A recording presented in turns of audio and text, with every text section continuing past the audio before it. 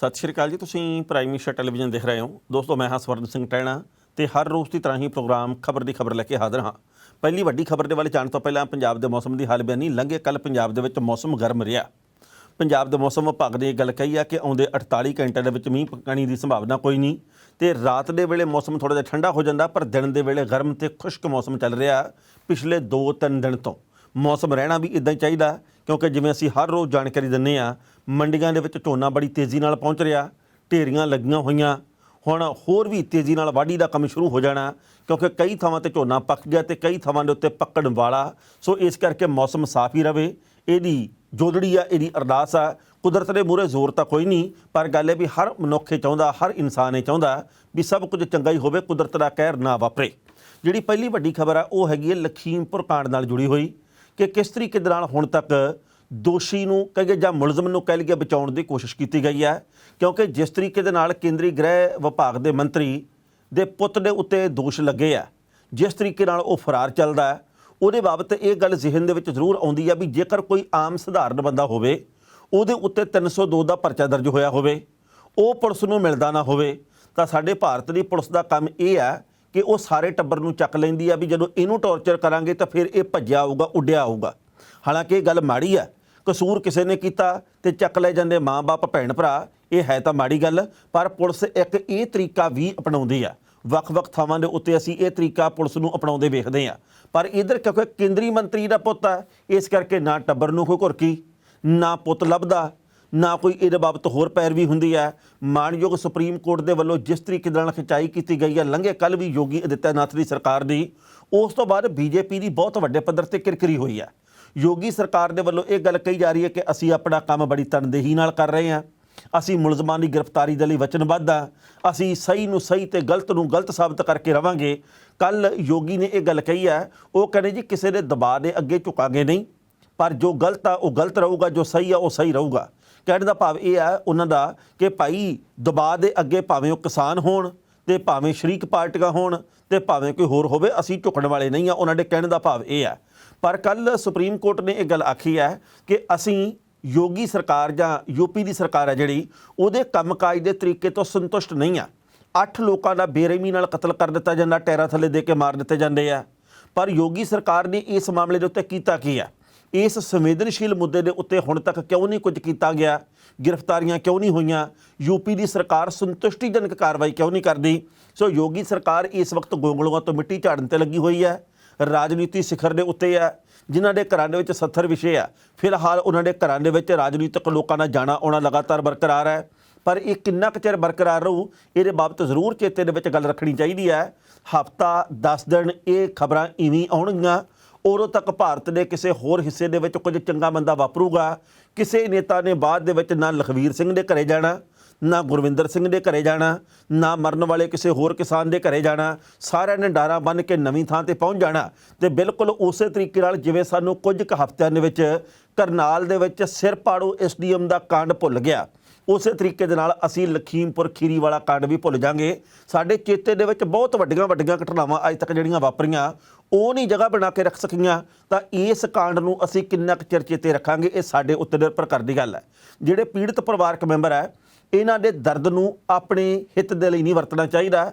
ਜਿਨ੍ਹਾਂ ਦੇ ਘਰ ਦੇ ਵਿੱਚ 70 ਵਿਸ਼ੇ ਆ, ਇਹਨਾਂ ਦੀਆਂ ਭਾਵਨਾਵਾਂ ਨੂੰ ਆਪਣੀ ਰਾਜਨੀਤੀ ਚਮਕਾਉਣ ਵਾਸਤੇ ਨਹੀਂ ਵਰਤਣਾ ਚਾਹੀਦਾ। ਇਹ ਗੱਲ ਸਮੇਂ ਦੀ ਬਹੁਤ ਵੱਡੀ ਜ਼ਰੂਰਤ ਹੈ, ਪਰ ਸਮਝਦਾ ਕੌਣ ਹੈ, ਸੋਚਦਾ ਕੌਣ ਆ? ਰਾਜਨੀਤਿਕ ਲੋਕ ਇਹ ਦੇਖ ਰਹੇ ਜੀ ਕਿ ਸਾਡਾ ਉਭਾਰ ਕਿਵੇਂ ਹੋ ਰਿਹਾ, ਸਾਨੂੰ ਹੋਰ ਕੀ ਕਰਨਾ ਚਾਹੀਦਾ, ਇਸ ਮਾਮਲੇ ਨੂੰ ਆਪਾਂ ਕਿਵੇਂ ਤੂਲ ਦੇਗੇ। ਪਰ ਧੰਨ ਆ ਉਹ ਕਿਸਾਨ ਆਗੂ ਜਿਨ੍ਹਾਂ ਨੇ ਇਹ ਗੱਲ ਕਹੀ ਹੈ ਕੱਲ੍ਹ ਵੀ 3 ਦਿਨ ਰਹਿ ਗਏ ਯੋਗੀ ਦੀ ਸਰਕਾਰ ਦੇ ਕੋਲੇ। ਜਦੋਂ ਭੋਗ ਦੇ ਮੌਕੇ ਐਲਾਨ ਅਸੀਂ ਕੀਤਾ ਨਾ ਵੀ ਭਾਈ ਇੱਟ ਨਾਲ ਇੱਟ ਖੜਕਾ ਦਿਆਂਗੇ, ਵੀ ਹੁਣ ਤੱਕ ਮੰਤਰੀ ਦਾ ਅਸਤੀਫਾ ਕਿਉਂ ਨਹੀਂ ਆਇਆ ਤੇ ਹੁਣ ਤੱਕ ਮੰਤਰੀ ਦੇ ਪੁੱਤ ਨੂੰ ਗ੍ਰਿਫਤਾਰ ਕਿਉਂ ਨਹੀਂ ਕੀਤਾ 302 ਧਾਰਾ ਦਾ ਪਰਚਾ ਹੋਣ ਦੇ ਬਾਵਜੂਦ, ਤਾਂ ਫਿਰ ਇਹਨਾਂ ਨੂੰ ਪਤਾ ਲੱਗੂਗਾ, ਫਿਰ ਸਾਨੂੰ ਗਲਤ ਨਾ ਕਹਿਣ। ਕਿਸਾਨ ਆਗੂ ਡਟੇ ਹੋਏ ਆ, ਰਾਜਨੀਤਿਕ ਲੋਕ ਡਰਾਮੇਬਾਜ਼ੀ ਕਰ ਰਹੇ ਆ, ਕੋਈ ਗਿਰਗਟ ਦੇ ਵਾਂਗੂ ਕੁਝ ਕਰੀ ਜਾਂਦਾ, ਰੰਗ ਬਦਲੀ ਜਾਂਦਾ, ਉਹ ਕਿਵੇਂ ਰੰਗ ਬਦਲੀ ਜਾਂਦਾ। ਪਰ ਕੱਲ੍ਹ ਮੈਨੂੰ ਦੁੱਖ ਬਹੁਤ ਹੋਇਆ ਇੱਕ ਖਬਰ ਦੇ ਉੱਤੇ, RSS ਦੇ ਇੱਕ ਆਗੂ ਦਾ ਨਾਂ ਹੈਗਾ ਇੰਦਰੇਸ਼ ਕੁਮਾਰ। ਉਹਨੇ ਇਹ ਗੱਲ ਕਹੀ ਹੈ ਕਿ ਯੋਗੀ ਸਰਕਾਰ ਦੇ ਵੱਲੋਂ ਜੋ ਕਮਿਸ਼ਨ ਬਣਾਇਆ ਗਿਆ ਲਖੀਮਪੁਰ ਖੀਰੀ ਦੇ ਮਾਮਲੇ ਦੇ ਉੱਤੇ ਪੜਤਾਲ ਦੇ ਲਈ, ਇਹਦੇ ਲਈ ਬਹੁਤ ਧੰਨਵਾਦ ਯੋਗੀ ਸਰਕਾਰ ਦਾ। ਚਮਚੀ ਦੀ ਹੱਦ ਦੇਖੋ ਵੀ ਕਿਹੜੇ ਪੱਧਰ ਦੀ ਹੈ। ਉਹ ਕਹਿਣਾ ਜੀ ਕਿ ਜਦੋਂ ਵੀ ਕਿਸਾਨਾਂ ਨੇ ਭਾਰਤ ਬੰਦ ਦਾ ਸੱਦਾ ਦਿੱਤਾ, ਕਦੇ ਮੁਕੰਮਲ ਭਾਰਤ ਬੰਦ ਨਹੀਂ ਹੋਇਆ। ਕਿਹੜਾ ਕਿਸਾਨ ਅੰਦੋਲਨ? ਉਹ ਕਹਿੰਦਾ ਜੀ ਕਿ ਇਸ ਵਕਤ ਜਿਹੜਾ ਇਹ ਕਿਸਾਨ ਅੰਦੋਲਨ ਆ ਇਹ ਅਸਲ ਦੇ ਵਿੱਚ ਨਾਪਾਕ ਗੱਠਜੋੜ ਆ ਅੱਤਵਾਦੀਆਂ ਦਾ, ਸਮਾਜ ਵਿਰੋਧੀ ਅਨਸਰਾਂ ਦਾ, ਰਾਜਨੀਤਿਕ ਲੋਕਾਂ ਦਾ। ਇਹ ਕੋਈ ਕਿਸਾਨ ਅੰਦੋਲਨ ਹੈ ਨਹੀਂਗਾ। ਮਤਲਬ ਇਹ ਆ ਵੀ ਰੱਸੀ ਸੜ ਗਈ ਪਰ ਵੱਟ ਨਹੀਂ ਗਿਆ। ਇਹ ਉਹ ਲੋਕ ਆ ਜਿਹੜੇ ਲੋਕਾਂ ਦੀਆਂ ਕੁਰਬਾਨੀਆਂ ਕਿੰਨੀਆਂ ਕੁ ਆਜ਼ਾਦੀ ਦੇ ਲਈ, ਇਹਦੇ ਬਾਰੇ ਆਪਾਂ ਜਾਣਦੇ ਹਾਂ। ਇਹ ਜਿਹੜੇ ਲੋਕ ਕਹਿੰਦੇ ਜੀ ਕਿ ਅਸੀਂ ਤਿਰੰਗੇ ਦਾ ਬਹੁਤ ਸਨਮਾਨ ਕਰਦੇ ਹਾਂ, ਇਹਨਾਂ ਨੇ ਆਜ਼ਾਦੀ ਤੋਂ ਬਾਅਦ ਕਿੰਨੇ ਦਹਾਕਿਆਂ ਤੱਕ ਸਨਮਾਨ ਕੀਤਾ, ਇਹਦੇ ਬਾਰੇ ਵੀ ਜਾਣਦੇ ਹਾਂ। ਪਰ ਇਸ ਵਕਤ ਜਿਹੜੇ ਤਿਰੰਗੇ ਨੂੰ ਨਾਲ ਲੈ ਕੇ, ਨਾਲ ਖੇਤੀ ਝੰਡੇ ਨੂੰ ਮੋਢੇ ਤੇ ਰੱਖ ਕੇ ਤੇ ਤੁਰਦੇ ਆ ਤੇ ਉਹ ਇਹਨਾਂ ਨੂੰ ਦੇਸ਼ ਧਰੋਹੀ ਵੀ ਪ੍ਰਤੀਤ ਹੁੰਦੇ ਆ। ਪਹਿਲਾਂ ਯੋਗੀ ਆਦਿੱਤਿਆਨਾਥ ਦੇ ਵੱਲੋਂ ਦਿੱਤੇ ਗਏ ਬਿਆਨ ਦਾ ਵੇਰਵਾ ਸਾਂਝਾ ਕਰਦੇ ਆ ਤੇ ਬਾਅਦ ਵਿੱਚ ਕਰਾਂਗੇ ਟਿੱਪਣੀ। ਯੂਪੀ ਦੇ ਮੁੱਖ ਮੰਤਰੀ ਯੋਗੀ ਆਦਿੱਤਿਆਨਾਥ ਨੇ ਗੋਰਖਪੁਰ ਦੇ ਵਿੱਚ ਕਿਹਾ ਕਿ ਗੋਰਖਪੁਰ ਤੇ ਲਖਨਊ ਦੀ ਕੋਈ ਤੁਲਨਾ ਨਹੀਂ ਕੀਤੀ ਜਾ ਸਕਦੀ। ਲਖਨਊ ਰਾਜ ਦੀ ਪ੍ਰਣਾਲੀ ਦੇ ਸੰਚਾਲਨ ਦਾ ਕੇਂਦਰ ਹੈ ਤੇ ਗੋਰਖਪੁਰ ਮੇਰੀ ਅਧਿਆਤਮਕ ਊਰਜਾ ਦਾ ਕੇਂਦਰ ਬਿੰਦੂ। ਅਸੀਂ ਰਾਜ ਸਰਕਾਰ ਦੀ ਮੌਜੂਦਗੀ ਨੂੰ ਇਮਾਨਦਾਰੀ ਤੇ ਜੋਸ਼ ਨਾਲ ਪਿੰਡ-ਪਿੰਡ ਤੇ ਘਰ-ਘਰ ਦੇ ਵਿੱਚ ਪਹੁੰਚਾਇਆ। ਮੁੱਖ ਮੰਤਰੀ ਨੇ ਕਿਹਾ ਕਿ ਭਾਜਪਾ ਨੇ ਚੋਣਾਂ ਤੋਂ ਠੀਕ ਪਹਿਲਾਂ ਚੋਣ ਮੈਨੀਫੈਸਟੋ ਨੂੰ ਲੋਕ ਕਲਿਆਣ ਸੰਕਲਪ ਪੱਤਰ ਵਜੋਂ ਰੱਖਿਆ ਸੀ। ਸਾਨੂੰ ਖੁਸ਼ੀ ਹੈ ਕਿ ਭਾਜਪਾ ਨੇ ਆਪਣੇ ਮੈਨੀਫੈਸਟੋ ਨੂੰ ਅੱਖਰ ਤੇ ਭਾਵਨਾ ਨਾਲ ਲਾਗੂ ਕੀਤਾ ਹੈ। ਰਾਜ ਨੇ ਮੁੜ ਆਪਣੀ ਗਵਾਚੀ ਸ਼ਾਨ ਪ੍ਰਾਪਤ ਕਰ ਲਈ ਹੈ। ਲਖੀਮਪੁਰ ਹਿੰਸਾ ਦੇ ਵਿੱਚ ਯੋਗੀ ਨੇ ਕਿਹਾ ਇਹ ਘਟਨਾ ਦੁਖਦਾਈ ਤੇ ਮੰਦਭਾਗੀ ਹੈ। ਸਰਕਾਰ ਇਸ ਦੀ ਤਹਿ ਤੱਕ ਜਾ ਰਹੀ ਹੈ। ਲੋਕਤੰਤਰ ਦੇ ਵਿੱਚ ਹਿੱਸਾ ਦੀ ਕੋਈ ਥਾਂ ਨਹੀਂ। ਕੋਈ ਵੀ ਹੋਵੇ, ਕਾਨੂੰਨ ਸਾਰਿਆਂ ਵਾਸਤੇ ਇੱਕੋ ਜਿਹਾ, ਕਾਨੂੰਨ ਸਭ ਦੇ ਨਾਲ ਬਰਾਬਰ ਵਰਤੇਗਾ। ਪਰ ਹਾਈ ਕੋਰਟ ਦਾ ਇਹ ਵੀ ਫੈਸਲਾ ਹੈ ਕਿ ਗ੍ਰਿਫਤਾਰੀ ਤੋਂ ਪਹਿਲਾਂ ਲੋੜੀਂਦੇ ਸਬੂਤ ਹੋਣੇ ਚਾਹੀਦੇ ਨੇ। ਅਸੀਂ ਸਿਰਫ ਦੋਸ਼ਾਂ ਦੇ ਵਿੱਚ ਕਿਸੇ ਨੂੰ ਗ੍ਰਿਫਤਾਰ ਨਹੀਂ ਕਰਾਂਗੇ। ਅਸੀਂ ਸਬੂਤ ਮਿਲਣ ਤੋਂ ਬਾਅਦ ਸਾਰਿਆਂ ਨੂੰ ਗ੍ਰਿਫਤਾਰ ਕਰ ਲਿਆ, ਭਾਵੇਂ ਉਹ ਭਾਜਪਾ ਦਾ ਵਿਧਾਇਕ ਹੋਵੇ ਜਾਂ ਵਿਰੋਧੀ ਧਿਰ ਦਾ ਨੇਤਾ। ਕਾਂਗਰਸ ਸਮੇਤ ਵਿਰੋਧੀ ਧਿਰ ਦੇ ਸਾਰੇ ਨੇਤਾਵਾਂ ਦਾ ਦੋਸ਼ ਹੈ ਕਿ ਲਖੀਮਪੁਰ ਜਾਣ ਤੋਂ ਉਹਨਾਂ ਨੂੰ ਰੋਕਿਆ ਗਿਆ ਕਿਉਂਕਿ ਉਹ ਕੁਝ ਗਲਤ ਕਰ ਰਹੇ ਸਨ। ਸੀਐਮ ਯੋਗੀ ਨੇ ਕਿਹਾ ਕਿ FIR ਦਰਜ ਹੋ ਚੁੱਕੀ ਹੈ। ਜਿਹੜੇ ਸਾਡੇ ਵਿਰੋਧ ਦੇ ਵਿੱਚ ਸਨ ਉਹ ਸਦਭਾਵਨਾ ਦੇ ਸੰਦੇਸ਼ ਵਾਹਕ ਨਹੀਂ ਸਨ। ਇੱਕ ਵਾਰ ਪੂਰੀ ਜਾਂਚ ਹੋ ਜਾਣ ਦਿਓ, ਸੱਚਾਈ ਸਭ ਦੇ ਸਾਹਮਣੇ ਆ ਜਾਵੇਗੀ। ਕੇਂਦਰੀ ਗ੍ਰਹਿ ਰਾਜ ਮੰਤਰੀ ਅਜੇ ਮਿਸ਼ਰਾ ਤੇ ਉਹਨਾਂ ਦੇ ਪੁੱਤਰ ਬਾਰੇ ਸੀਐਮ ਯੋਗੀ ਨੇ ਕਿਹਾ ਕਿ ਕਾਨੂੰਨ ਆਪਣਾ ਰਾਹ ਅਪਣਾਵੇਗਾ, ਕਿਸੇ ਦੇ ਦਬਾਅ ਹੇਠ ਕੰਮ ਨਹੀਂ ਕੀਤਾ ਜਾਵੇਗਾ। ਪੁਲਿਸ ਵੱਲੋਂ ਇੱਕ SIT ਤੇ ਇੱਕ ਨਿਆਇਕ ਕਮਿਸ਼ਨ ਦਾ ਗਠਨ ਕੀਤਾ ਗਿਆ। ਮਾਮਲੇ ਦੀ ਤਹਿ ਤੱਕ ਪਹੁੰਚਿਆ ਜਾਵੇਗਾ। ਸਾਰੇ ਲੋੜੀਂਦੇ ਲੋਕਾਂ ਦੀ ਗ੍ਰਿਫਤਾਰੀ ਸ਼ੁਰੂ ਹੋ ਚੁੱਕੀ ਹੈ। ਕੱਲ੍ਹ ਵੀ ਕਈ ਗ੍ਰਿਫਤਾਰੀਆਂ ਹੋਈਆਂ ਨੇ। ਇਸ ਖਬਰ ਦੇ ਉੱਤੇ ਟਿੱਪਣੀ ਕਰਦੇ ਦੋਸਤੋ, ਪਹਿਲੀ ਗੱਲ ਤਾਂ ਅਸੀਂ ਕਹਾਂਗੇ ਜਿਸ ਤਰੀਕੇ ਦੇ ਨਾਲ ਰਾਜਨੀਤੀ ਕੀਤੀ ਜਾ ਰਹੀ ਹੈ ਤੇ ਜਿਸ ਤਰੀਕੇ ਦੇ ਨਾਲ ਪੁਲਿਸ ਦੇ ਵੱਲੋਂ ਝਕਾਨੀਆਂ ਦਿੱਤੀਆਂ ਜਾ ਰਹੀਆਂ, ਹੈਰਾਨੀ ਹੁੰਦੀ ਹੈ। ਕੇਂਦਰੀ ਗ੍ਰਹਿ ਰਾਜ ਮੰਤਰੀ ਦੇ ਪੁੱਤ ਨੂੰ ਲੰਘੇ ਕੱਲ੍ਹ ਸਵੇਰੇ 10 ਵਜੇ ਤੱਕ, ਯਾਨੀ ਕਿ ਸ਼ੁੱਕਰਵਾਰ ਨੂੰ ਸਵੇਰੇ 10 ਵਜੇ ਤੱਕ ਜਾਂਚ ਟੀਮ ਦਾ ਸਹਿਯੋਗ ਦੇਣ ਵਾਸਤੇ ਕਿਹਾ ਗਿਆ ਸੀ, ਪਰ ਉਹ ਪਹੁੰਚਿਆ ਨਹੀਂ।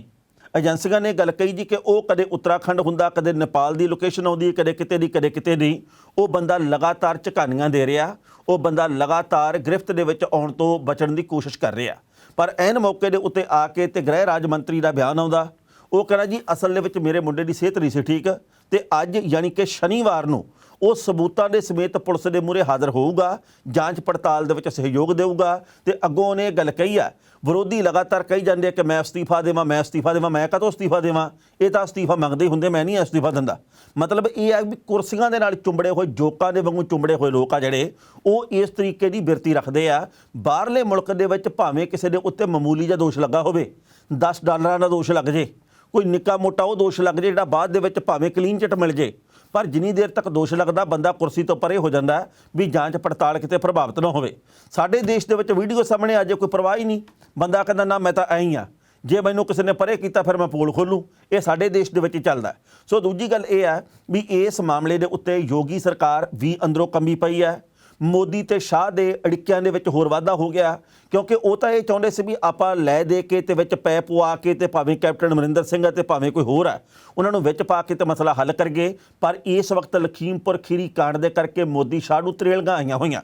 ਉੱਤੋਂ ਤੋਂ ਭਾਵੇਂ ਉਹ ਇਹ ਗੱਲ ਕਹਿੰਦੇ ਆ ਕਿ ਕਾਨੂੰਨ ਆਪਣਾ ਸਹੀ ਕੰਮ ਕਰ रहा है, देश में तरक्की बहुत हो रही है, हम तो न्यू इंडिया कनकलेव का आयोजन कर रहे हैं, फलां कर रहे हैं, ढींग कर रहे हैं। पर अंदरों उन्होंने इस गल का फिक्र सता रहा भी पहलां तो यूपी दे विच सिर्फ पश्चिमी हिस्से दे विच असीं किसानी प्रभाव मनदे सी, हुण मुसलमान भाईचारा किसान ये भी इकट्ठे आ ते तराई खेतर के किसान जिहड़े वो भी मैदान दे विच आ गए आ। सो यूपी दे विच BJP हिली पई है। आउंदे समय दे विच जेकर ये अंदोलन लंबा समा चली गया तो बहुत वड्डे पद्धर दे उत्ते नुकसान होण दी आस की जा रही है। नवजोत सिंह सिद्धू लंघे कल लखीमपुर खीरी दे विच जो पत्रकार रमन कश्यप बाकी किसानों के नाल मौत की बुकल च चला गया, ਉਹਦੇ घर दे विच भुख हड़ताल के उत्ते ते मौन वर्त के उत्ते बैठे आ। उन्होंने ये गल कही है भी जिन्नी देर तक मंत्री के पुत नूं गिरफ्तार नहीं करती पुलिस, उन्नी देर तक मैं भुख हड़ताल ते रहना ते मैं मौन वर्त रखना, मैं नहीं बोलना किसी नाल, मैं ना पानी पीना ते ना मैं रोटी खानी है, मैं कुछ नहीं खाना पीना। ਮਤਲਬ ਇਹ ਹੈ ਵੀ ਉਹ ਇਸ ਵਕਤ ਕਿਸਾਨਾਂ ਦੇ ਹੱਕ ਦੇ ਵਿੱਚ ਹੈ, ਜਾਂ ਇਹਦਾ ਮਤਲਬ ਇਹ ਕੱਢੀਏ ਕਿ ਉਹ ਚਾਹੁੰਦੇ ਆ ਜੀ ਕਿ ਦੋਸ਼ੀਆਂ ਨੂੰ ਜਾਂ ਮੁਲਜ਼ਮਾਂ ਨੂੰ ਗ੍ਰਿਫਤਾਰ ਕੀਤਾ ਜਾਵੇ। ਪਰ ਇਹ ਗੱਲ ਪਹਿਲਾਂ ਹੀ ਸਾਹਮਣੇ ਆ ਚੁੱਕੀ ਹੈ ਕਿ ਸ਼ਨੀਵਾਰ ਨੂੰ ਮੁੰਡੇ ਨੇ ਆ ਕੇ ਸਾਹਮਣੇ ਪੁਲਿਸ ਦੇ ਤੇ ਸਵਾਲਾਂ ਦੇ ਉੱਤਰ ਦੇਣੇ ਆ। ਪਤਾ ਨਹੀਂ ਆਉਂਦੇ ਸਮੇਂ ਦੇ ਵਿੱਚ ਕੀ ਵਾਪਰੂਗਾ। ਮਤਲਬ ਇਹ ਹੈ ਵੀ ਕੁਝ ਘੰਟਿਆਂ ਤੱਕ ਸ਼ਾਇਦ ਨਵਜੋਤ ਸਿੰਘ ਸਿੱਧੂ ਦੀ ਹੜਤਾਲ ਖਤਮ ਹੋ ਜੇ, ਕੁਝ ਘੰਟਿਆਂ ਤੱਕ ਸ਼ਾਇਦ ਉਹਨਾਂ ਦਾ ਮੌਨ ਵਰਤ ਖਤਮ ਹੋ ਜੇ, ਜਿਹੋ ਜੀ ਆਸ ਪ੍ਰਗਟਾਈ ਜਾ ਰਹੀ ਹੈ। ਪਰ ਨਵਜੋਤ ਸਿੰਘ ਸਿੱਧੂ ਦੀ ਇੱਕ ਵੀਡੀਓ ਜਿਹੜੀ, ਉਸ ਵੀਡੀਓ ਨੇ ਉਹਨਾਂ ਦੇ ਅੰਦਰ ਜੋ ਇਸ ਵਕਤ ਅੱਗ ਬਲ ਰਹੀ ਹੈ ਉਹਦਾ ਪ੍ਰਗਟਾਵਾ ਕੀਤਾ। ਹਾਲਾਂਕਿ ਆਪਾਂ ਜਾਣਦੇ ਵੀ ਕੁਰਸੀ ਦੇ ਪਾਵੇ ਨੂੰ ਹੱਥ ਕੌਣ ਨਹੀਂ ਪਾਉਣਾ ਚਾਹੁੰਦਾ, ਪਰ ਨਵਜੋਤ ਸਿੰਘ ਸਿੱਧੂ ਦੇ ਅੰਦਰ ਕਾਹਲ ਕਿੰਨੀ ਹੈ ਇਹਦਾ ਪ੍ਰਗਟਾਵਾ ਹੋਇਆ ਉਸ ਵੀਡੀਓ ਦੇ ਰਾਹੀਂ। ਇਹ ਵੀਡੀਓ ਹੈਗੀ ਹੈ ਮੋਹਾਲੀ ਤੋਂ ਲਖੀਮਪੁਰ ਜਾਣ ਦੀ। ਆਪਾਂ ਜਾਣਦੇ ਕਾਂਗਰਸੀਆਂ ਦਾ ਬਹੁਤ ਵੱਡਾ ਕਾਫਲਾ ਯੂਪੀ ਦੇ ਵੱਲ ਗਿਆ, ਪਰਸੋਂ ਗਿਆ, ਸਵੇਰੇ 11:30 ਵਜੇ ਸ਼ੁਰੂਆਤ ਹੋਈ। ਪਰ ਇੱਥੋਂ ਇੱਕ ਵੀਡੀਓ ਜਿਹੜੀ ਨਿਕਲ ਕੇ ਸਾਹਮਣੇ ਆਈ ਆ, ਉਹਦੇ ਕਰਕੇ ਸਿੱਧੂ ਸਾਹਿਬ ਦੇ ਮਨ ਦੇ ਵਿੱਚ ਕੀ ਕੁਝ ਚੱਲਦਾ, ਚੰਨੀ ਸਾਹਿਬ ਦੇ ਪ੍ਰਤੀ ਉਹਨਾਂ ਦੇ ਮਨ ਦੇ ਵਿੱਚ ਕੀ ਹੈ, ਉਹਨਾਂ ਨੂੰ ਇਸ ਗੱਲ ਦਾ ਅੰਦਰ ਖਾਤੇ ਹਰਖ ਕਿਵੇਂ ਆ ਵੀ ਮੈਨੂੰ ਮੁੱਖ ਮੰਤਰੀ ਕਿਉਂ ਨਹੀਂ ਬਣਾਇਆ ਗਿਆ, ਇਹਦਾ ਪ੍ਰਗਟਾਵਾ ਇਸ ਵੀਡੀਓ ਦੇ ਰਾਹੀਂ ਹੋਇਆ। ਕੋਈ ਇਹ ਵੀ ਨਹੀਂ ਕਹਿ ਸਕਦਾ ਵੀ ਤੋੜ ਮਰੋੜ ਕੇ ਪੇਸ਼ ਕੀਤੀ ਗਈ ਹੈ, ਕਿਉਂਕਿ ਸਾਰੇ ਹਿੰਦੀ ਮੀਡੀਆ ਦੇ ਵਿੱਚ, ਸਾਰੇ ਪੰਜਾਬੀ ਮੀਡੀਆ ਦੇ ਵਿੱਚ, ਚੈਨਲਾਂ ਦੇ ਉੱਤੇ ਵੀ ਖਬਰ ਆ ਗਈ ਹੈ। ਉਹਦੇ ਵਿੱਚ ਜੋ ਕੁਝ ਅਸੀਂ ਆਪਦੇ ਕੰਨੀ ਸੁਣਿਆ ਉਹਦੇ ਮੁਤਾਬਕ ਇਹ ਹੈ ਵੀ ਕਾਫਲਾ ਜਾਣ ਲੱਗਦਾ। ਪਰ ਪ੍ਰਗਟ ਸਿੰਘ ਇਹ ਗੱਲ ਕਹਿੰਦੇ ਆ ਕਿ ਮੁੱਖ ਮੰਤਰੀ ਚਰਨਜੀਤ ਸਿੰਘ ਚੰਨੀ ਆਉਣੀ ਵਾਲੇ ਆ, 2-3 ਮਿੰਟ ਵੇਟ ਕਰ ਲੈਂਦੇ ਆ। ਸਿੱਧੂ ਹੋਰੀ ਇਸ ਗੱਲ ਦੇ ਉੱਤੇ ਖਿੱਚਦੇ ਵੀ ਕਿੰਨੀ ਕੁ ਦੇਰ ਅਸੀਂ ਉਡੀਕ ਕਰੀ ਜਾਗੇ। ਉਸ ਤੋਂ ਬਾਅਦ ਇੱਕ ਹੋਰ ਕਾਂਗਰਸੀ ਆਗੂ, ਸੀਨੀਅਰ ਆਗੂ ਇਹ ਗੱਲ ਕਹਿੰਦਾ ਵੀ ਦੇਖੋ ਅੱਜ ਤਾਂ ਆਪਣੀ ਬਹੁਤ ਵੱਡੀ ਸਕਸੈਸ ਹੈ। ਤੇ ਸਿੱਧੂ ਹੋਰੀ ਇਹ ਗੱਲ ਕਹਿੰਦੇ ਵੀ ਇਹ ਕਿਹੜੀ ਸਕਸੈਸ ਆ, ਸਕਸੈਸ ਤਾਂ ਹੋਣੀ ਸੀ ਜੇਕਰ ਭਗਵੰਤ ਸਿੰਘ ਸਿੱਧੂ ਦੇ ਮੁੰਡੇ ਨੂੰ ਮੁੱਖ ਮੰਤਰੀ ਬਣਾਇਆ ਜਾਂਦਾ। ਇਹਨੇ ਤਾਂ ਡੋਬ ਦੇਣੀ ਆ ਕਾਂਗਰਸ। ਉਹਨੇ ਗਾਲ ਕੱਢ ਕੇ ਨਵਜੋਤ ਸਿੰਘ ਸਿੱਧੂ ਹੋਰਾਂ ਨੇ ਤੇ ਇਹ ਗੱਲ ਕਹੀ ਆ ਕਿ ਇਹਨੇ ਕਾਂਗਰਸ ਡੋਬ ਦੇਣੀ ਆ। ਤੇ ਹੁਣ ਇਸ ਗੱਲ ਦੇ ਅਰਥ ਇਹ ਕੱਢੇ ਜਾ ਰਹੇ ਆ ਵੀ ਜਦੋਂ ਮੁੱਖ ਮੰਤਰੀ ਮੈਨੂੰ ਨਹੀਂ ਬਣਾਇਆ ਤੇ ਜੇ ਮੈਨੂੰ ਬਣਾਇਆ ਹੁੰਦਾ ਤੇ ਫਿਰ ਸਕਸੈਸ ਅਸਲ ਮਿਲਦੀ। ਇਹਨੇ ਕਾਂਗਰਸ ਡੋਬ ਦੇਣੀ ਆ। ਮਤਲਬ ਇਹ ਹੈ ਵੀ ਚਰਨਜੀਤ ਸਿੰਘ ਚੰਨੀ ਦੇ ਨਾਂ ਤੋਂ ਉਹ ਖਫਾ, ਚਰਨਜੀਤ ਸਿੰਘ ਚੰਨੀ ਨੂੰ ਮੁੱਖ ਮੰਤਰੀ ਬਣਾਏ ਜਾਣ ਦੇ ਉਹ ਇਤਰਾਜ਼ ਆ ਉਹਨਾਂ ਦੇ ਮਨ ਦੇ ਵਿੱਚ। ਉਹਨਾਂ ਦੇ ਮਨ ਦੇ ਵਿੱਚ ਇਸ ਗੱਲ ਦਾ ਹਰਖ ਹੈ ਵੀ ਮੈਨੂੰ ਮੌਕਾ ਕਿਹੜੀ ਗੱਲੋਂ ਨਹੀਂ ਮਿਲਿਆ। ਹੁਣ ਹੈਰਾਨੀ ਇਸ ਗੱਲ ਦੇ ਉੱਤੇ ਹੁੰਦੀ ਆ ਵੀ ਸਿੱਧੂ ਸਾਹਿਬ ਖੁਸ਼ ਕਿਹੜੇ ਦਿਨ ਹੁੰਦੇ ਆ, ਸਿੱਧੂ ਸਾਹਿਬ ਕਿੰਨੇ ਵਜੇ ਖੁਸ਼ ਹੁੰਦੇ ਤੇ ਕਿੰਨੇ ਵਜੇ ਮੁੜ ਗੁੱਸੇ ਹੋ ਜਾਂਦੇ ਆ। ਹਰ ਰੋਜ਼ ਕੋਈ ਨਾ ਕੋਈ ਇਹੋ ਜਿਹੀ ਖਬਰ ਆਉਂਦੀ ਆ। ਉਹ ਉਦੋਂ ਵੀ ਗੁੱਸੇ ਸੀ ਜਦੋਂ ਪ੍ਰਧਾਨਗੀ ਉਹਨਾਂ ਨੂੰ ਨਹੀਂ ਮਿਲੀ, ਉਹ ਉਦੋਂ ਵੀ ਗੁੱਸੇ ਸੀ ਜਦੋਂ ਕੈਪਟਨ ਨੂੰ ਨਹੀਂ ਲਾਇਆ ਗਿਆ, ਉਹ ਉਦੋਂ ਵੀ ਗੁੱਸੇ ਸੀ ਜਦੋਂ ਸੁਖਜਿੰਦਰ ਸਿੰਘ ਰੰਧਾਵਾ ਨੂੰ ਮੁੱਖ ਮੰਤਰੀ ਬਣਾਉਣ ਲੱਗੇ, ਉਹ ਹੁਣ ਵੀ ਗੁੱਸੇ ਜਦੋਂ ਚੰਨੀ ਹੋਰਾਂ ਨੂੰ ਬਣਾਤਾ, ਉਹ ਉਦੋਂ ਵੀ ਗੁੱਸੇ ਜਦੋਂ ਅਧਿਕਾਰੀ ਮਰਜ਼ੀ ਦੇ ਲਾ ਦਿੱਤੇ ਗਏ, ਅਸਤੀਫਾ ਦਿੱਤਾ। ਸੋ ਇਦਾਂ ਦੀਆਂ ਗੱਲਾਂ ਕਰ ਕਰਕੇ ਸਿੱਧੂ ਸਾਹਿਬ ਆਪਦੀ ਕਦਰ ਘਟਾਈ ਕਰਵਾ ਰਹੇ ਆ ਕਿ ਮਹਿਮਾ ਖੱਟ ਰਹੇ ਆ। ਇਹ ਲੋਕਾਂ ਦੇ ਆਪੋ ਆਪਣੇ ਵਿਚਾਰ ਆ, ਅਸੀਂ ਇਸ ਪ੍ਰਸੰਗ ਦੇ ਵਿੱਚ ਨਹੀਂ ਜਾਂਦੇ। ਪਰ ਪਹਿਲਾਂ ਇਸ ਰਿਪੋਰਟ ਦਾ ਵੇਰਵਾ ਤੇ ਫਿਰ ਕਰਾਂਗੇ ਟਿੱਪਣੀ। ਪੰਜਾਬ 'ਚ ਕਾਂਗਰਸ ਦਾ ਮਤਭੇਦ ਹਾਲੇ ਵੀ ਸ਼ਾਂਤ ਨਹੀਂ ਹੋਇਆ। ਕਾਂਗਰਸ ਦੇ ਸੂਬਾ ਪ੍ਰਧਾਨ ਨਵਜੋਤ ਸਿੰਘ ਸਿੱਧੂ ਨੂੰ ਪੰਜਾਬ ਦੇ ਮੁੱਖ ਮੰਤਰੀ ਚਰਨਜੀਤ ਸਿੰਘ ਚੰਨੀ ਵਾਸਤੇ ਭੱਦੀ ਸ਼ਬਦਾਵਲੀ ਦੀ ਵਰਤੋਂ ਕਰਦੇ ਹੋਏ ਵੇਖਿਆ ਗਿਆ। ਇੰਨਾ ਹੀ ਨਹੀਂ, ਸਿੱਧੂ ਨੇ ਖੁਦ ਨੂੰ ਮੁੱਖ ਮੰਤਰੀ ਬਣਾਉਣ ਦੀ ਵਕਾਲਤ ਵੀ ਕੀਤੀ। ਵੀਡੀਓ ਦੇ ਵਿੱਚ ਸਿੱਧੂ ਨੇ ਇੱਥੋਂ ਤੱਕ ਕਿਹਾ ਕਿ 2022 ਦੇ ਵਿੱਚ ਚੰਨੀ ਕਾਂਗਰਸ ਨੂੰ ਡੁਬੋ ਦੇਵੇਗਾ। ਸਿੱਧੂ ਦਾ ਵੀਡੀਓ ਸਾਹਮਣੇ ਆਉਣ ਤੋਂ ਬਾਅਦ ਅਕਾਲੀ ਦਲ ਨੇ ਉਸ ਨੂੰ ਘੇਰ ਲਿਆ। ਹਾਸਲ ਜਾਣਕਾਰੀ ਮੁਤਾਬਕ ਵੀਡੀਓ ਮੋਹਾਲੀ ਏਅਰਪੋਰਟ ਚੌਂਕ ਤੋਂ ਲਖੀਮਪੁਰ ਮਾਰਚ ਰਵਾਨਾ ਹੋਣ ਦਾ। ਸਿੱਧੂ ਨੇ ਆਉਣ ਤੋਂ ਪਹਿਲਾਂ ਸੀਐਮ ਚੰਨੀ ਦੇ ਲਈ ਅਪਸ਼ਬਦਾਂ ਦੀ ਵਰਤੋਂ ਕੀਤੀ। ਵੀਡੀਓ ਦੇ ਵਿੱਚ ਪ੍ਰਗਟ ਸਿੰਘ ਕਹਿੰਦੇ ਨੇ ਕਿ ਸਿਰਫ 2 ਮਿੰਟ ਦੀ ਗੱਲ ਹੈ, ਮੁੱਖ ਮੰਤਰੀ ਚੰਨੀ ਪਹੁੰਚਣ ਵਾਲੇ ਨੇ। ਇਸ ਤੋਂ ਬਾਅਦ ਸਿੱਧੂ ਕਹਿੰਦੇ ਨੇ ਕਿ ਅਸੀਂ ਇੰਨੇ ਲੰਮੇ ਸਮੇਂ ਤੋਂ ਉਸ ਦੀ ਉਡੀਕ ਕਰ ਰਹੇ ਹਾਂ। ਫਿਰ ਪ੍ਰਗਟ ਸਿੰਘ ਕਹਿੰਦੇ ਨੇ ਕਿ ਕਿੰਨੀ ਵੱਡੀ ਗਿਣਤੀ ਵਿੱਚ ਲੋਕ ਇਕੱਠੇ ਹੋਏ ਨੇ, ਅੱਜ ਤਾਂ ਬੱਲੇ ਬੱਲੇ ਹੋ ਗਏ। ਫਿਰ ਪੰਜਾਬ ਪ੍ਰਦੇਸ਼ ਕਾਂਗਰਸ ਕਮੇਟੀ ਦੇ ਕਾਰਜਕਾਰੀ ਪ੍ਰਧਾਨ ਨੇ ਨਵਜੋਤ ਸਿੱਧੂ ਦੇ ਜੋ ਬਿਲਕੁਲ ਪਿੱਛੇ ਖੜੇ ਨੇ, ਉਹਨਾਂ ਨੇ ਕਿਹਾ ਕਿ ਇਹ ਪ੍ਰੋਗਰਾਮ ਸਫਲ ਹੋਇਆ, ਸਕਸੈਸ ਹੈ। ਇਸ ਤੇ ਨਵਜੋਤ ਸਿੰਘ ਸਿੱਧੂ ਗੁੱਸੇ ਦੇ ਵਿੱਚ ਆਉਂਦੇ ਨੇ ਤੇ ਕਹਿੰਦੇ ਨੇ ਅਜੇ ਕਿੱਥੇ ਸਕਸੈਸ, ਜੇ ਭਗਵੰਤ ਸਿੰਘ ਸਿੱਧੂ ਦੇ ਪੁੱਤ ਨੂੰ ਸੀਐਮ ਬਣਾਇਆ ਜਾਂਦਾ ਤਾਂ ਉਹ ਦਿਖਾਉਂਦਾ ਸਕਸੈਸ। ਇਸ ਤੋਂ ਬਾਅਦ ਸਿੱਧੂ ਨੇ ਅਪਮਾਨਜਨਕ ਸ਼ਬਦ ਦੀ ਵਰਤੋਂ ਕੀਤੀ ਤੇ ਕਹਿੰਦੇ ਨੇ ਕਿ 2022 ਦੇ ਵਿੱਚ ਇਹ ਕਾਂਗਰਸ ਨੂੰ ਡੋਬ ਦੇਵੇਗਾ। ਅਕਾਲੀ ਦਲ ਦੇ ਮੀਤ ਪ੍ਰਧਾਨ ਡਾਕਟਰ ਦਲਜੀਤ ਸਿੰਘ ਚੀਮਾ ਨੇ ਸਿੱਧੂ ਨੂੰ ਨਿਸ਼ਾਨੇ ਉੱਤੇ ਲਿਆ ਤੇ ਕਿਹਾ ਕਿ ਕਿਸੇ ਦਲਿਤ ਨੂੰ ਮੁੱਖ ਮੰਤਰੀ ਵਜੋਂ ਸਵੀਕਾਰ ਕਰਨ ਤੋਂ ਸਿੱਧੂ ਅਸਮਰੱਥ ਹੈ, ਇਸ ਕਰਕੇ ਉਹ ਇਸ ਤਰੀਕੇ ਦੀ ਨੀਵੇਂ ਦਰਜੇ ਦੀ ਭਾਸ਼ਾ ਦੀ ਵਰਤੋਂ ਕਰ ਰਹੇ ਨੇ। ਇਸ ਖਬਰ ਦੇ ਉੱਤੇ ਟਿੱਪਣੀ ਕਰਦੇ ਦੋਸਤੋ, ਪਹਿਲੀ ਗੱਲ ਤਾਂ ਅਸੀਂ ਕਹਾਂਗੇ ਜ਼ਾਤੀ ਤੌਰ ਦੇ ਉੱਤੇ ਮੈਨੂੰ ਵੀ ਇਹ ਵੀਡੀਓ ਦੇਖ ਕੇ ਦੁੱਖ ਹੋਇਆ ਤੇ ਨਿਰਾਸ਼ਾ ਵੀ ਹੋਈ ਹੈ। ਉਹਦਾ ਕਾਰਨ ਇਹ ਵੀ ਨਵਜੋਤ ਸਿੰਘ ਸਿੱਧੂ ਦੇ ਕੋਲੇ ਕਾਂਗਰਸ ਦੀ ਪ੍ਰਧਾਨਗੀ ਹੈ ਤੇ ਸਾਰਾ ਕੁਝ ਹੀ ਸਿੱਧੂ ਸਾਹਿਬ ਨੂੰ ਮਿਲ ਜੇ ਤੇ ਇਹ ਗੱਲ ਸੰਭਵ ਨਹੀਂ ਹੈ, ਕਿਸੇ ਵੀ ਪਾਰਟੀ ਦੇ ਵਿੱਚ ਸੰਭਵ ਨਹੀਂ ਹੈ। ਜੇਕਰ ਕੱਲ ਨੂੰ ਸੁਨੀਲ ਜਾਖੜ ਹੋਰੀ ਕਹਿਣ ਵੀ ਮੁੱਖ ਮੰਤਰੀ ਵੀ ਮੈਂ ਹੋਵਾਂ, ਪ੍ਰਧਾਨ ਵੀ ਮੈਂ ਹੋਵਾਂ, ਮੰਤਰੀ ਵੀ ਮੇਰੀ ਮਰਜ਼ੀ ਮੁਤਾਬਕ ਚੱਲਣ, ਹਾਈ ਕਮਾਨ ਵੀ ਮੇਰੇ ਮੁਤਾਬਕ ਚੱਲੇ, ਤੇ ਨਾ ਇਹ ਉਹਨਾਂ ਦੇ ਲਈ ਗੱਲ ਲਾਗੂ ਹੁੰਦੀ ਹੈ, ਨਾ ਚੰਨੀ ਵਾਸਤੇ ਤੇ ਨਾ ਸਿੱਧੂ ਵਾਸਤੇ ਤੇ ਨਾ ਕਿਸੇ ਹੋਰ ਦੇ ਵਾਸਤੇ। ਪਰ ਸਿੱਧੂ ਸਾਹਿਬ ਸੰਤੁਸ਼ਟ ਕਿਉਂ ਨਹੀਂ ਹੁੰਦੇ, ਸਵਾਲ ਇਹ ਆ। ਇਮਾਨਦਾਰ ਆ, ਬਹੁਤ ਵਧੀਆ ਗੱਲ ਹੈ, ਬੁਲਾਰੇ ਚੰਗੇ ਆ, ਬਹੁਤ ਵਧੀਆ ਗੱਲ ਹੈ, ਪਰ ਪਿਛਲੇ ਕੁਝ ਕੁ ਮਹੀਨਿਆਂ ਦੇ ਵਿੱਚ ਗੁੱਸੇ ਹੋ ਕੇ ਕਦੇ ਕਿਹਦੇ ਨਾਲ ਪੰਗਾ ਪੈ ਗਿਆ, ਕਦੇ ਕਿਹਦੇ ਨਾਲ ਪੈ ਗਿਆ, ਕਦੇ ਕੋਈ ਮਸਲਾ ਉੱਠਿਆ, ਕਦੇ ਕੋਈ ਮਸਲਾ ਉੱਠਿਆ। ਇਹਦੇ ਕਰਕੇ ਸਿੱਧੂ ਸਾਹਿਬ ਆਪਦੀ ਹਰਮਨ ਪਿਆਰਤਾ ਗਵਾ ਰਹੇ ਆ। ਸਿੱਧੂ ਸਾਹਿਬ ਨੂੰ ਇਸ ਵਕਤ ਪਾਰਟੀ ਦੀ ਮਜ਼ਬੂਤੀ ਵਾਸਤੇ ਕੰਮ ਕਰਨਾ ਚਾਹੀਦਾ। ਸਮਾਂ ਆਪੇ ਜੇਕਰ ਉਹਨਾਂ ਦੇ ਹੱਕ ਦੇ ਵਿੱਚ ਹੋਇਆ ਤੇ ਉਸ ਤੋਂ ਬਾਅਦ ਉਹਨਾਂ ਨੂੰ ਮੁੱਖ ਮੰਤਰੀ ਦਾ ਅਹੁਦਾ ਵੀ ਮਿਲ ਜੂਗਾ। ਪਰ 2022 ਦੇ ਮੱਦੇਨਜ਼ਰ ਹਾਈ ਕਮਾਨ ਵੀ ਬੋਚ-ਬੋਚ ਕੇ ਪੈਰ ਪੱਟਦੀ ਹੈ ਤੇ ਸਿੱਧੂ ਹੋਰਾਂ ਨੂੰ ਸ਼ਾਇਦ ਇਸ ਗੱਲ ਦਾ ਅਹਿਸਾਸ ਆ ਕਿ ਸ਼ਾਇਦ ਮੈਨੂੰ 2022 ਦੇ ਵਿੱਚ ਮੁੱਖ ਮੰਤਰੀ ਚਿਹਰਾ ਨਾ ਐਲਾਨਿਆ ਜਾਵੇ, ਕਿਉਂਕਿ ਚਰਨਜੀਤ ਸਿੰਘ ਚੰਨੀ ਦੇ ਉੱਤੇ ਦਾਅ ਖੇਡਿਆ ਵੀ ਗਿਆ ਤੇ ਖੇਡਿਆ ਵੀ ਜਾਊਗਾ। ਇਸ ਗੱਲ ਦੀ ਆਸ ਪ੍ਰਗਟ ਕੀਤੀ ਜਾ ਰਹੀ ਹੈ। ਸ਼ਾਇਦ ਇਸੇ ਦੁੱਖ ਦੇ ਵਿੱਚ, ਇਸੇ ਹਰਖ ਦੇ ਵਿੱਚ ਸਿੱਧੂ ਸਾਹਿਬ ਆ। ਉਹ ਜੇਕਰ ਹੁਣ ਮਾਈਕ ਦੇ ਮੂਹਰੇ ਵੀ ਇਹ ਗੱਲ ਕਹਿੰਦੇ ਤੈਸ਼ ਦੇ ਵਿੱਚ ਆ ਕੇ, ਤਾਂ ਜਦੋਂ ਆਪਣੇ ਯਾਰਾਂ ਦੋਸਤਾਂ ਦੀ ਜੁੰਡੜੀ ਦੇ ਵਿੱਚ ਬਹਿੰਦੇ ਹੋਣਗੇ ਜਿਨ੍ਹਾਂ ਨੇ ਗੱਲ ਅੱਗੇ ਨਹੀਂ ਕਰਨੀ, ਉਦੋਂ ਕਿਹੋ ਜਿਹੇ ਵਲਵਲੇ ਹੋਣਗੇ, ਉਦੋਂ ਕਿਹੋ ਜਿਹੇ ਵਿਚਾਰ ਉਹਨਾਂ ਨੇ ਅੰਦਰ ਤੱਤੇ ਭਾਰੇ, ਬੜੇ ਤਿੱਖੇ ਵਿਚਾਰ, ਬੜੇ ਗਰਮ ਵਿਚਾਰ ਆਉਂਦੇ ਹੋਣਗੇ ਸਾਹਮਣੇ। ਇਹਦੇ ਬਾਬਤ ਅੰਦਾਜ਼ਾ ਲੱਗ ਜਾਂਦਾ। ਸੋ ਸਿੱਧੂ ਸਾਹਿਬ ਨੂੰ ਇਸ ਵਕਤ ਆਪਣੀ ਤੇ ਆਪਣੀ ਪਾਰਟੀ ਦੀ ਦੋਵਾਂ ਦੀ ਕਦਰ ਕਰਾਉਣੀ ਚਾਹੀਦੀ ਹੈ। ਤੇ ਵੱਡੀ ਗੱਲ ਇਹ ਆ ਵੀ ਜਿਹੜਾ 18 ਨੁਕਾਤੀ ਪ੍ਰੋਗਰਾਮ ਆ ਉਹਨੂੰ ਲਾਗੂ ਕਰਵਾਉਣਾ ਚਾਹੀਦਾ। ਉਸ ਪ੍ਰੋਗਰਾਮ ਨੂੰ ਲਾਗੂ ਨਾ ਕਰਨ ਦੇ ਕਰਕੇ ਕੈਪਟਨ ਨੂੰ ਲਾਇਆ ਗਿਆ ਤੇ ਜੇਕਰ ਹੁਣ ਵੀ ਉਹ ਕੁਝ ਨਹੀਂ ਹੁੰਦਾ ਤਾਂ ਸਿੱਧੂ ਸਾਹਿਬ ਨੂੰ ਇਹ ਚਾਹੀਦਾ ਜੀ ਕਿ ਉਹ ਹਾਈ ਕਮਾਨ ਦੇ ਉੱਤੇ ਵੀ ਦਬਾਅ ਬਣਾਉਣ, ਕਿਉਂਕਿ ਜੇਕਰ ਉਸ ਪ੍ਰੋਗਰਾਮ ਦੇ ਵਿੱਚੋਂ ਕੋਈ ਵਾਅਦਾ ਹੀ ਨਹੀਂ ਪੂਰਾ ਹੁੰਦਾ ਤੇ ਫਿਰ ਲੋਕਾਂ ਨੇ ਕੀ ਕਰਾਉਣਾ। ਇੱਕ ਗੱਲ ਹੋਰ ਕਹਿਣੀ ਬਣਦੀ ਹੈ ਕਿ ਸਿੱਧੂ ਹੋਰੀ ਹੀ ਚੰਨੀ ਨੂੰ ਨਾਲ ਲੈ ਕੇ ਫਿਰਦੇ ਸੀ, ਫਿਰ ਅਚਾਨਕ ਥੋੜੀ ਜਿਹੀ ਦੂਰੀ ਵੀ ਵੱਧ ਗਈ ਤੇ ਅੱਜ ਦੂਰੀ ਇਸ ਕਦਰ ਆ ਕਿ ਆਪਾਂ ਗਾਲ ਕੱਢ ਕੇ ਗੱਲ ਕਰਦੇ ਹਾਂ। ਮਾੜੀ ਗੱਲ ਆ, ਇਹ ਕੋਈ ਚੰਗੇ ਵਿਚਾਰਾਂ ਦੀ ਗੱਲ ਨਹੀਂ, ਇਹ ਕੋਈ ਚੰਗੀ ਸ਼ਖਸੀਅਤ ਦਾ ਪ੍ਰਭਾਵ ਦੇਣ ਵਾਲੀ ਗੱਲ ਨਹੀਂ। ਤੋਲ ਕੇ ਬੋਲਣਾ ਚਾਹੀਦਾ ਸਭ ਕਿਸੇ ਨੂੰ।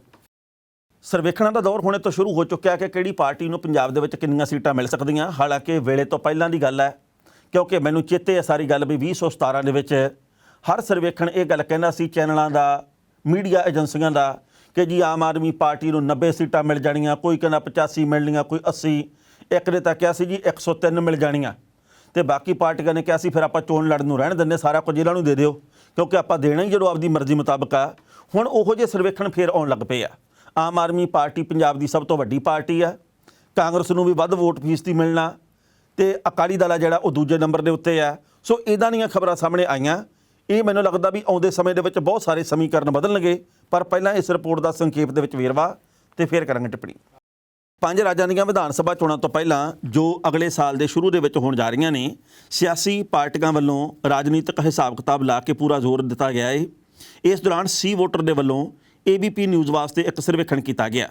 ਇਸ ਸਰਵੇਖਣ ਦੇ ਵਿੱਚ ਲੋਕਾਂ ਦੇ ਮੂਡ ਦਾ ਪਤਾ ਲਾਉਣ ਦੀ ਕੋਸ਼ਿਸ਼ ਕੀਤੀ ਗਈ ਹੈ।